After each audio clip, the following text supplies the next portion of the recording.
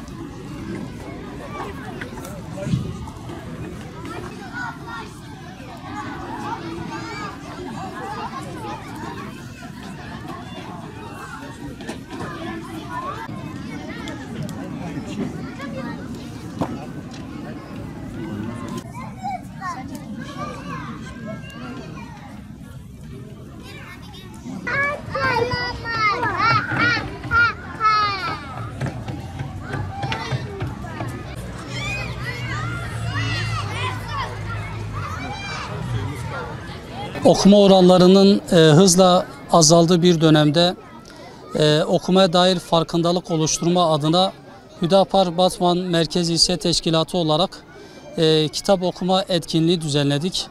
Elhamdülillah düzenlediğimiz kitap okuma etkinliği çok yoğun bir katılımla devam etti. Buradan katılan bütün Batmanlı hemşehrilerimize, üye ve gönüllülerimize çok teşekkür ederim. Tabii son dönemlerde malum olduğu üzere kitap okuma oranlarında ciddi düşüşler yaşanmıştır. Bunların en büyük sebeplerinden bir tanesi teknolojik bağımlılıktır. İnsanlar daha öncelerde daha fazla kitaba zaman ayırırlardı ama şu anda daha fazla telefonlara, akıllı telefonlara, tabletlere, bilgisayarlara, televizyonlara daha fazla zaman ayırmaktadırlar. Bu da doğal olarak okuma oranlarını düşürmektedir.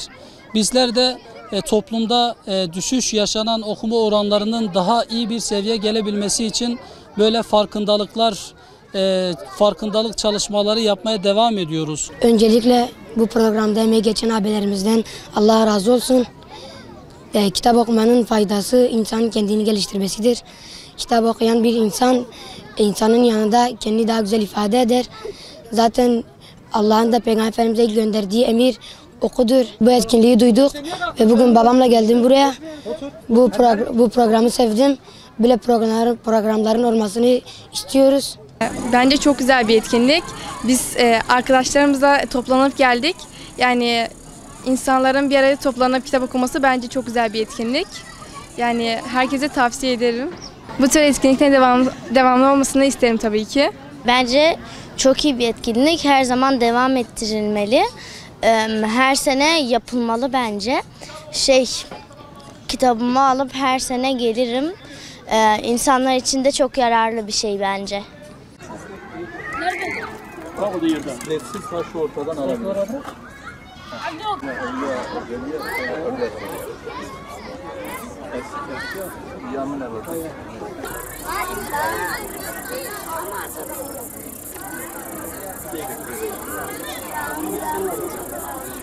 Diyorum 271.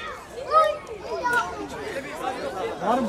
271 var mı? Mustafa kardeşimiz ilk kazanan oldu. Bekliyor abi. Burada beklesin. 4 numara. Gel sen de buraya gel.